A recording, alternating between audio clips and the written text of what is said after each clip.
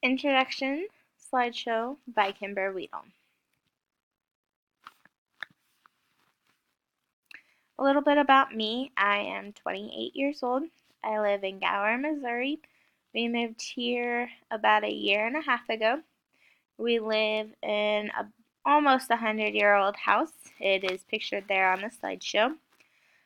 We have been trying to restore it the best we possibly can, so we've been kind of busy. My husband and I have been married for a little over 4 years. More about me.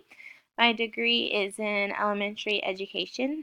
I graduated from Fort Hays State University in 2015. And in 2017, I got my 5 through 8 math endorsement. It helped me with my job currently. Also, my husband and I met at Fort Hays State. About my career, I work in Elwood, Kansas. It is Riverside USD 114. It's a combination school with Wathena, Kansas. It's right across the river. It's only been my only teaching job. We moved up here just for it. This is my 5th year teaching. I teach 6th grade math, strats classes, which is about the tier 3 of the students, and I help with math interventions. And in 2017 through 2019, I did teach STEM. Our school cut the STEM program. They didn't see a positive in it. Plus, we were getting too large of classes and not enough teachers to be able to continue the STEM program. I coached 2 years of 7th grade volleyball and 2 years of 8th grade volleyball. This puts me at 4 years total. I have also coached 8th grade basketball girls for 4 years. This is the first year we got first place in our district, and we are also undefeated, 14-0.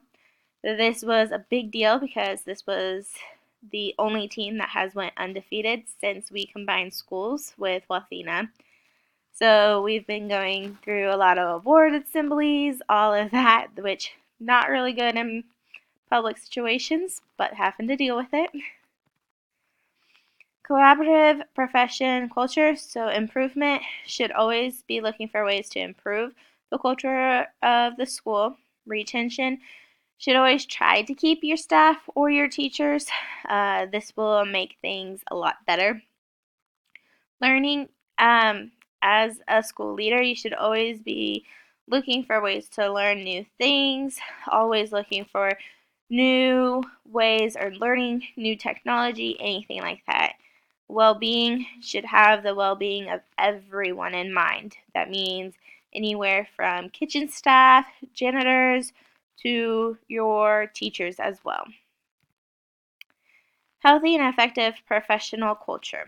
Relationship. Everyone should feel comfortable and listened to. This means that you need to make yourself available for everyone. This is also good for within teachers, making sure each teacher feels listened to by other teachers. Trust. Should be able to trust staff, and staff should be able to trust you. This will make it where they feel comfortable coming and talking to you, telling you the situations before you get maybe a phone call from a parent, anything like that. Well-being, everything should be of the well-being of others. How does all of this support the educational success and well-being of each student? If the culture is healthy and collaborative, it will help the students. The way this will help students is if teachers are comfortable and feel listened to, they will teach better. This will allow the teachers to feel comfortable and create a comfortable environment for the students to learn in. Thank you.